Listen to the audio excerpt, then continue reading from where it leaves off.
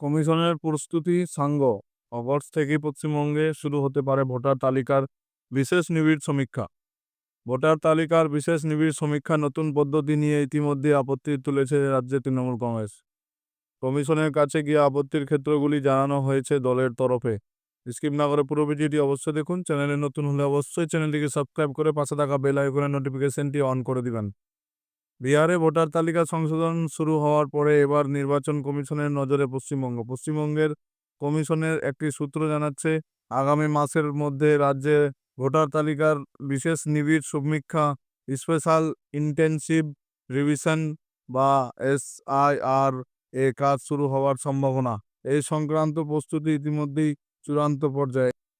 পশ্চিমবঙ্গে শেষ বা 2002 সালের 1 জানুয়ারি ভোটার তালিকায় SIR হয়েছিল। 23 বছর পরে আবার চলতি বছরের অগস্ট থেকে তা হতে চলেছে বলে কমিশনের ওই সূত্র জানাচ্ছে।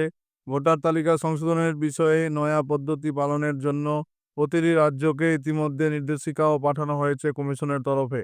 কমিশন সূত্রে খবর, বিহারের মতো ভোটার তালিকায় নাম নথিভুক্ত বা না নথি যাচাইয়ের ক্ষেত্রে একই পদ্ধতি মানা হবে বাংলাতেও। প্রসঙ্গত, আগামী বছরের এপ্রিল-মে মাসে পশ্চিমবঙ্গে বিধানসভা ভোট হওয়ার কথা।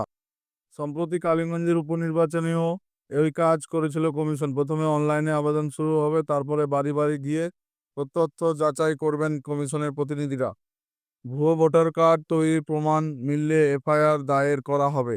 যদিও নতুন পদ্ধতি নিয়ে ইতিমধ্যেই আপত্তি তুলেছে রাজ্যের শাসক দল তৃণমূল।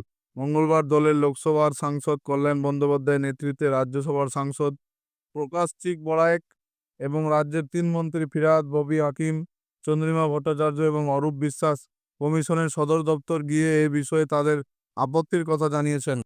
2024 সাল পর্যন্ত তালিকাভুক্ত কোনো ভোটারের নাম যাতে বাদ না পড়ে তা নিশ্চিত করার জন্য মঙ্গলবার কমিশনের কাছে দাবি জানিয়েছে তৃণমূলের প্রতিনিধি দল। যদিও কমিশনের নতুন নির্দেশিকায় 2003 সালকে ভিত্তি হিসাবে ধরার কথা বলা হয়েছে, কল্যাণ এ প্রসঙ্গে বলেন, আমাদের দাবি 2024 সালের ভোটার তালিকাকে ভিত্তি করে SIR করা উচিত। সাম্প্রতিক সময়ে মহারাষ্ট্র, হরিয়ানা, দিল্লিতে বিধানসভা ভোটের আগে বিপুল পরিমাণ ভোটারের নাম তালিকায় অন্তর্ভুক্ত করেছিল কমিশন, যা নিয়ে কংগ্রেস, আপ, উদ্ধব সেনা সহ বিভিন্ন বিরোধী দল আগেই আপত্তি তুলেছে। বাংলার ক্ষেত্রে যাতে এমনটা না হয় সে বিষয়েও তৃণমূল বার্তা দিয়েছে কমিশনকে। পুরো ভিডিওটি দেখার জন্য ধন্যবাদ বন্ধুরা।